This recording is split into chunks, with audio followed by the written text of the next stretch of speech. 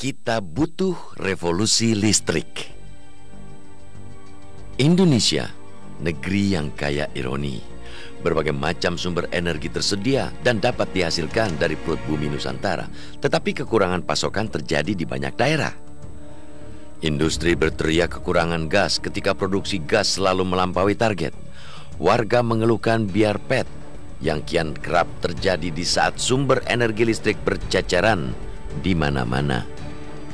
Listrik dapat dihasilkan dari tenaga air, angin, surya, panas bumi, gas, batu bara, bahan bakar nabati, hingga nuklir.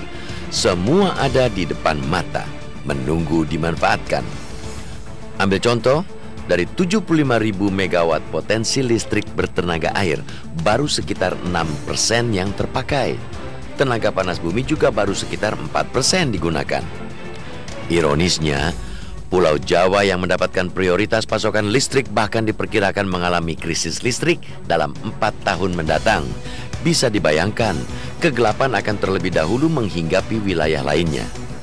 Energi merupakan bahan bakar derap langkah pembangunan. Dengan tenaga yang hidup, segan, mati, tak mau, jelas Indonesia akan terseok-seok mengejar pertumbuhan ekonomi 7% yang dicanangkan untuk 5 tahun mendatang. Bila tidak ingin target pertumbuhan berubah menjadi khayalan, pemerintah harus bergerak cepat membangun pembangkit-pembangkit listrik baru. Target menambah 35.000 megawatt pasokan listrik memang telah ditetapkan pemerintahan Joko Widodo. Itu sebuah target ambisius yang cukup mengundang keraguan.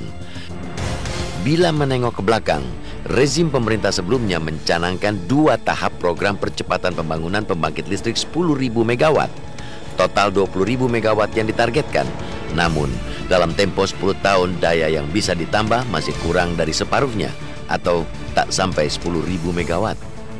Banyak hal yang menghambat, mulai dari pembebasan lahan, produksi listrik yang kurang efisien, sampai harga yang tidak cukup memberikan keuntungan bagi investor. Kini, 35.000 megawatt yang menjadi sasaran dan dengan tempo yang lebih pendek.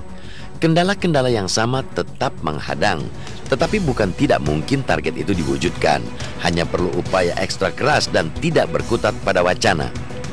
Pemerintah tidak bisa lagi menghentikan langkah kemudian berputar-putar di tempat setiap kali menghadapi kendala. Berlambat-lambat tidak akan membuat krisis listrik datang lebih lambat. Kerahkan kemampuan riset dan teknologi untuk mengatasi problem efisiensi produksi listrik.